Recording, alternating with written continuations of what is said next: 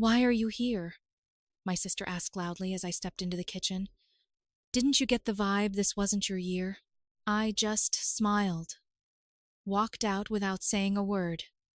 30 minutes later, their grocery order was canceled. Netflix gone. Uber Eats blocked. My sister message. None of the cards are working. I smiled, replied. I should have known the moment I stepped into that kitchen. Helen didn't even look up from her overpriced cappuccino. Why are you here? She said flatly, then louder, like she was performing for an invisible audience. Didn't you get the vibe this wasn't your year? Mom laughed faintly from the living room. I stood there holding a pecan pie I made from scratch. I didn't say anything, just smiled, turned around, and walked out the front door without another word. I didn't slam the door for effect. I just let it close the way things do when they've been used too many times. 30 minutes later, the messages started. Jack, the grocery order got canceled. That was from Helen. She always acted like she couldn't survive without oat milk and organic seaweed snacks. Then Dad, hey, Netflix login's not working. Can you check it? Helen again. Uber Eats isn't going through. Keep saying the card was declined. I waited until they sent one more. Mom's voice note all soft and puzzled. Honey, the Amazon account saying payment failed. Did something happen with your card? I replied to Helen. Just 2 words, asked Dad. Silence for a bit. Then she blew up the family group chat. Wait, you canceled everything? Are you serious? Then this is so petty. And finally, this is why people don't like you, Jack. That was her favorite line. She used it every time I said no. Every time I made things inconvenient.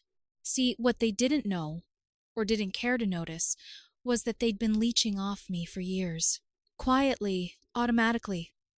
Hulu, Netflix, HBO, Uber, DoorDash, Prime, all linked to my cards, my passwords, my accounts. They even used my Apple ID to rent movies.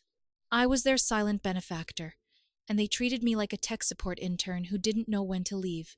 This wasn't about subscriptions. This was about respect, or lack of it. Last fall, when Helen called me crying about losing $3,000 on some shady NFT project, I paid off her credit card bill without hesitation. Dad's laptop died during tax season, and I overnight him a new one. Mom's boutique trip to Miami, yeah, that was on my Southwest points. They thanked me, sure, but it was always temporary. Like I was expected to pick up after their messes with no questions asked, and the second I stopped, they called it betrayal. You're being dramatic. You're trying to punish us. You need therapy. No, what I needed was a break, and they gave it to me without realizing it. When Helen said what she said, that was the final straw. The audacity in her voice, the way she looked through me like I was some distant cousin crashing the holidays, it made everything suddenly clear. So I cut the cord. All of them. Passwords changed, cards removed, accounts closed, even the shared family calendar gone. Dad left me a voicemail that night. Look, I don't know what this is about, but you need to grow up. You think you're so important because you make a little money.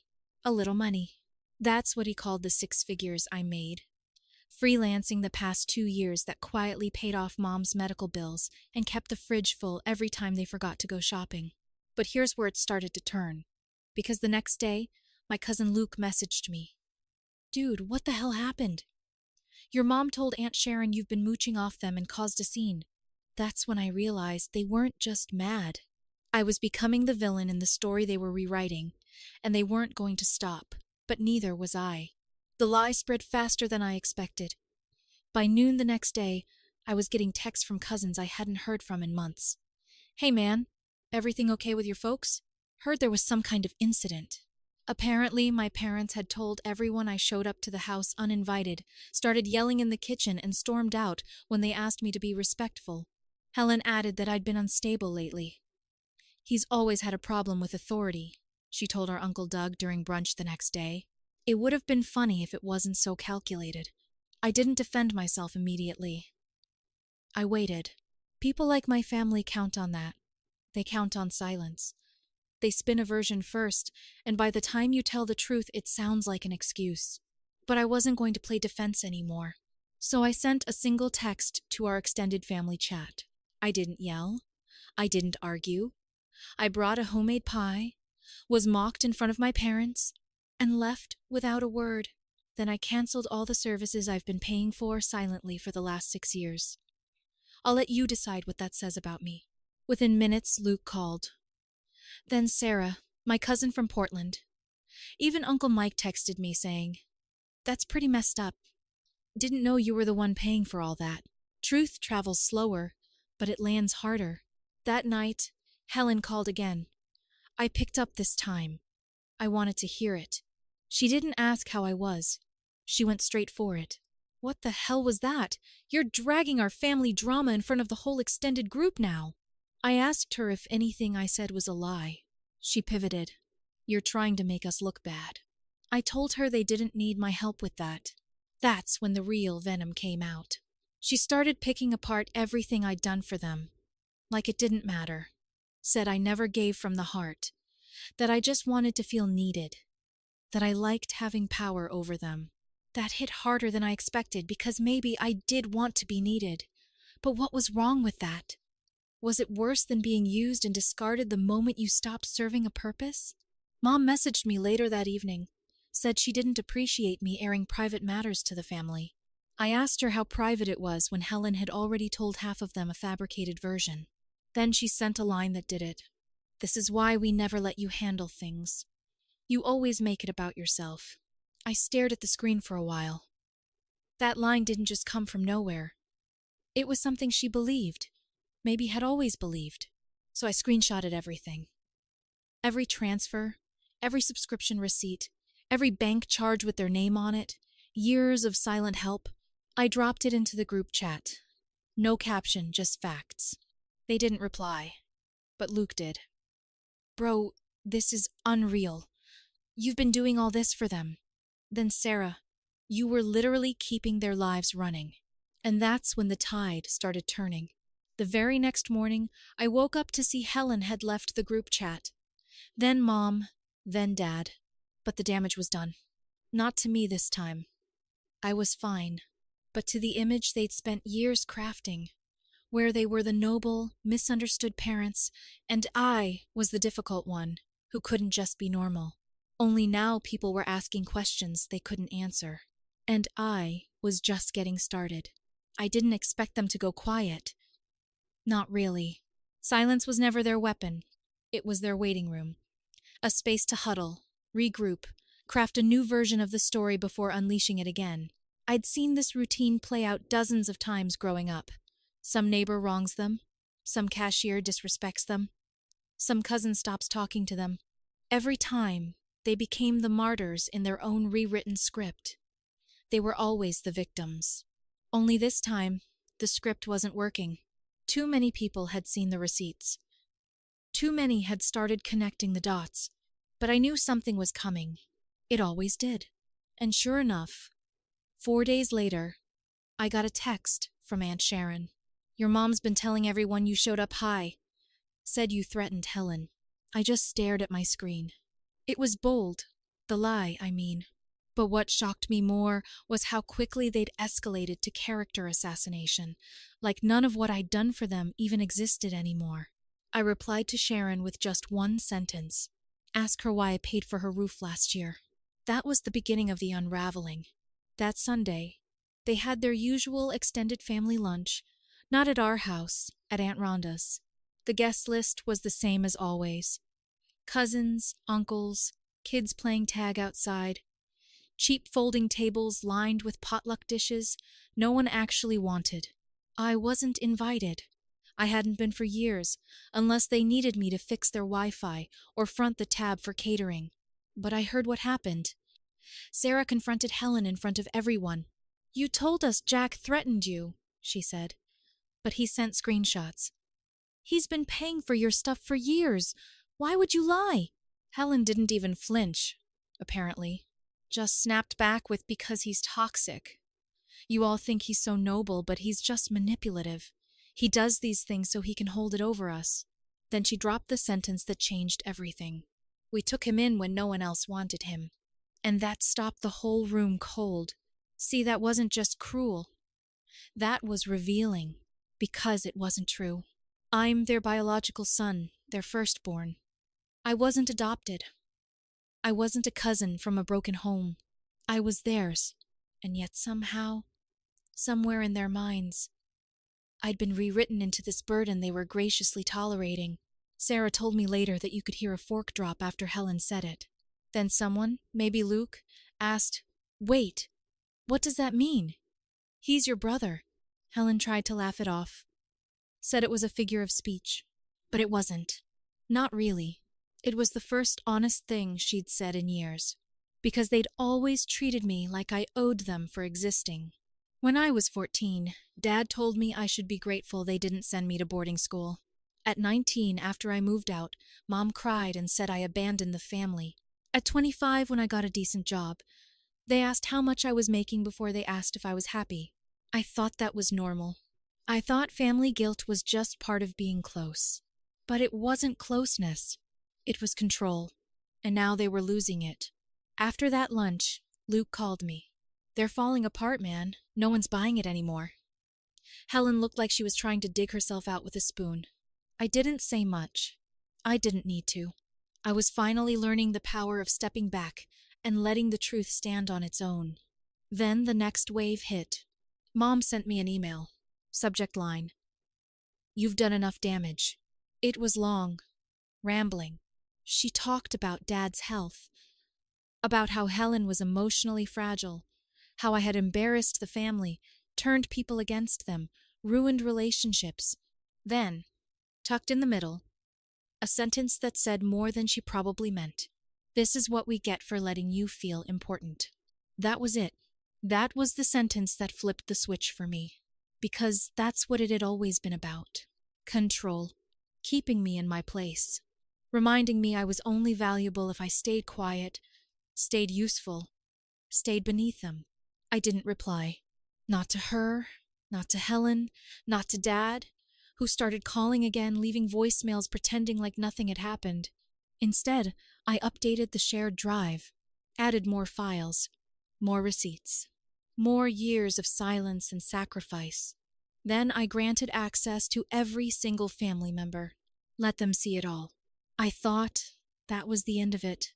I figured once the lies collapsed and the truth spread, they'd retreat, lick their wounds, maybe even stay quiet for good. But that wasn't how they operated. My family didn't process consequences. They regrouped and found new ways to frame the narrative. A few days after I gave everyone access to the shared drive, I got a call from an unknown number. It was my mother's voice. She was calling from a burner phone. "You've gone too far," she said. "We're cutting ties. You're not welcome in this family anymore." And then, as if to really drive the nail in, she added, "Don't come crawling back when things fall apart." I hung up without responding. That evening, Helen posted on Facebook. She never used Facebook for anything but tagging herself at overpriced brunches. But this post was different.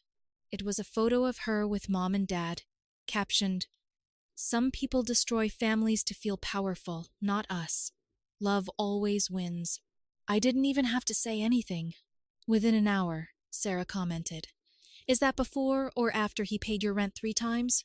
Then Luke dropped a screenshot from the shared drive, a payment confirmation to Helen's landlord for $2,800. They deleted the post, but not before it was screenshotted. Not before others saw it. Not before it backfired. Here's where it got weird. The next morning, I got an email from Helen's ex-boyfriend, Eric. We never talked much. He was around for a few years, quiet guy, bit of a pushover. He reached out with a short message. "I saw the stuff you posted. Just wanted to say, I believe you. I've seen how they are. I thought it was me." We exchanged a few messages. Then he sent me something I wasn't expecting. Screenshots from years ago. Conversations with Helen and my mother. Plans they had made. Plans to convince other family members I was mentally unstable if I ever tried to turn people against them. I read them twice. It was all there, mocking my anxiety. plotting how to make me seem unhinged, laughing about how they could always twist it if needed. There was even a line from Mom. Jack's the kind of person who would self-destruct just to get attention. If he ever flips out, we tell people he's having an episode. I forwarded it to Sarah and Luke. I didn't need to say anything. Sarah called me immediately. Jack, that's sociopathic. That's not normal dysfunction. That's calculated. I nodded, even though she couldn't see me. It wasn't just that they were cruel. It was that they planned the cruelty. Still, nothing prepared me for what came next. 2 nights later, I got a call from a lawyer. He said he represented a small firm in town and wanted to verify an address. My name had been listed as a point of contact for an application Helen filed for a personal loan. I said I hadn't co-signed anything. He paused, said my name and signature were on the form. She forged my name. She forged my signature. The lawyer said he'd send the documents for verification. And he did. And sure enough, there it was. A perfect copy of my name on a dotted line for a $10,000 personal loan from 6 months ago. I stared at it for 10 minutes. Not because I was surprised, but because I finally understood how far they were willing to go. I forwarded the documents to my lawyer the next morning. Then I pressed the button that I should have pressed years ago. I blocked them. All of them. Mom, Dot, Helen, every number, every account, every email. I changed my phone number, transferred the last remaining shared account to a blank credit card and shut it down. The only thing left tying us together was blood, and that never meant much to them anyway. I thought there'd be relief. There was. But more than that, there was silence. And this time, it was mine. The silence didn't last. 3 days passed.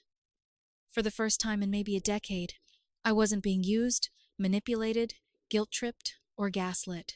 No texts, no voicemails, no sudden Venmo requests labeled emergency that always turned out to be for a sushi dinner or overpriced throw pillows. I let myself think, just for a moment, that maybe they'd accepted it. Maybe this was it. Then came the LinkedIn message.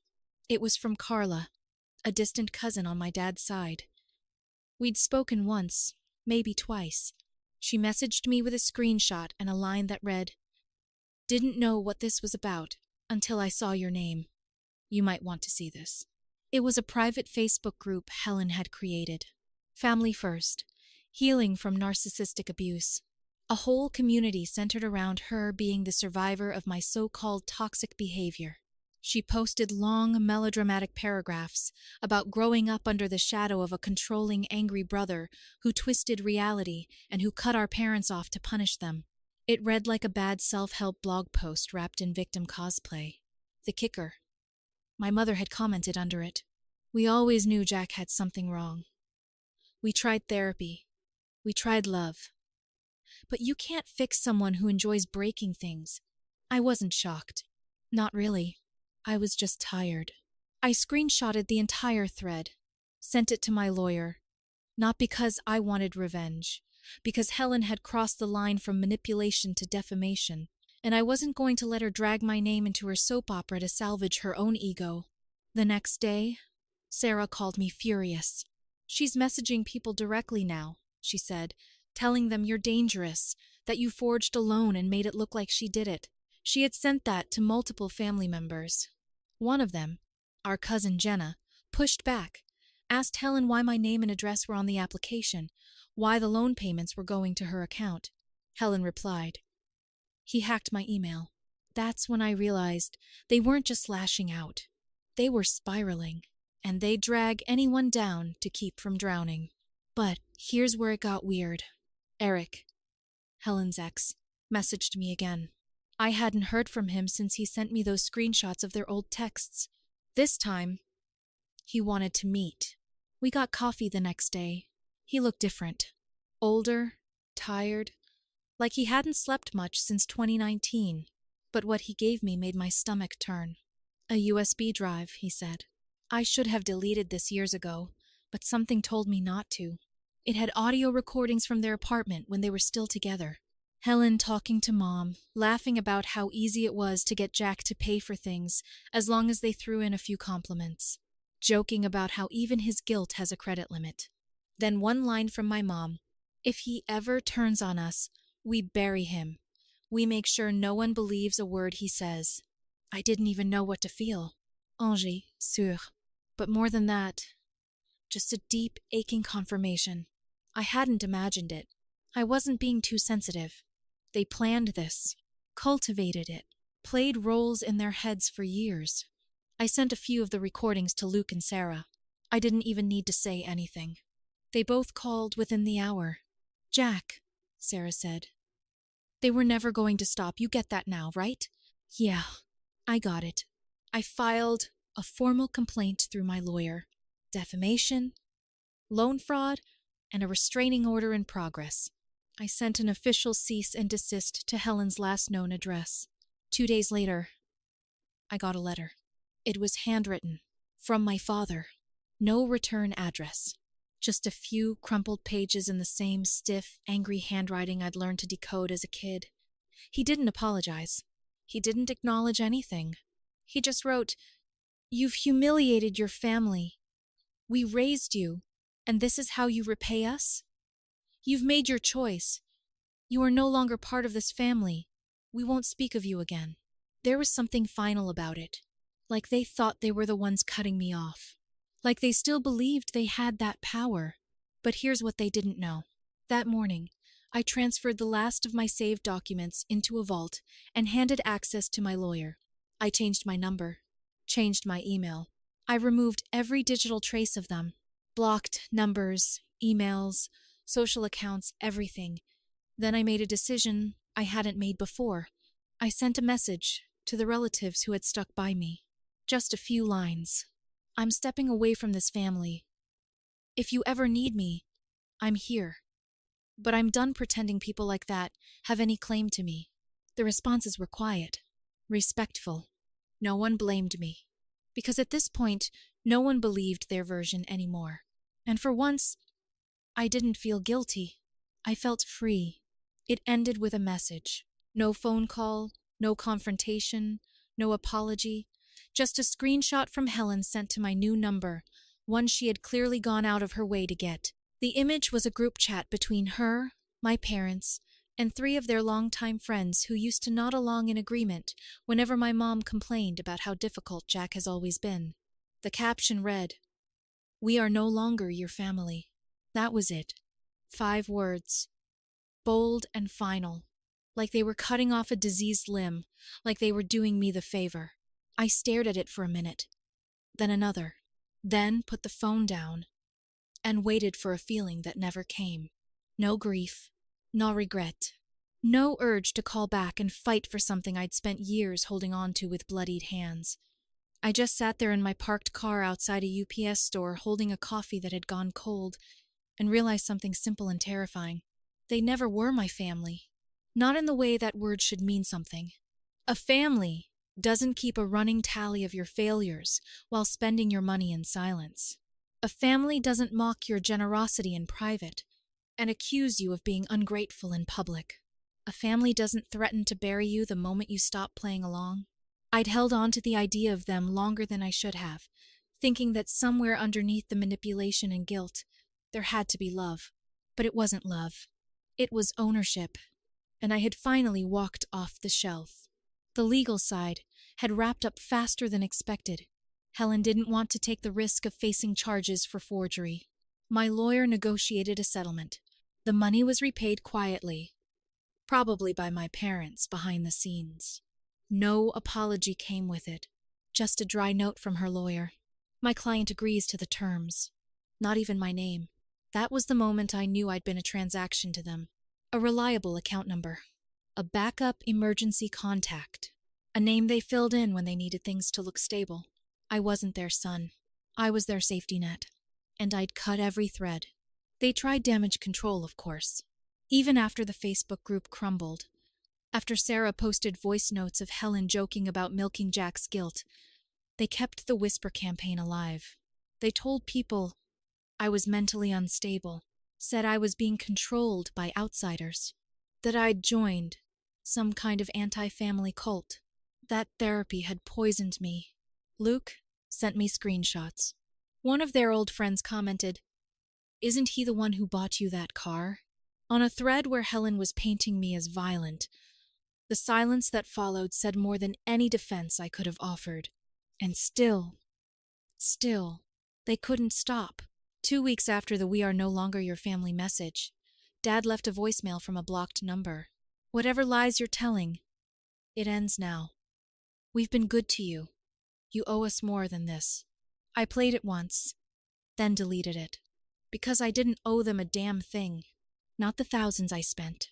Not the years I lost trying to earn affection. Not the nights I stayed awake wondering why love felt like a performance. I changed my number again. This time, I didn't send it to anyone except Sarah, Luke, and 3 friends who'd seen the whole thing unravel from the start. I updated my passwords, my address, my emergency contacts. I erased them from every place they once had access to. No more ties. No more leverage. No more coming back. And it was quiet. Painfully, beautifully quiet. For the first time, I spent my birthday alone by choice. No performative texts. No passive-aggressive voicemails. Just me. A hike in the woods, a pizza I actually liked, a glass of wine, and the silence I'd earned. People ask me now if I regret it, if there's ever a part of me that wants to fix things. And I tell them this: you don't fix poison. You don't salvage fire-damaged wreckage and try. You walk away. You build something new. And maybe it's smaller. Maybe it's lonelier at first. But at least it's yours.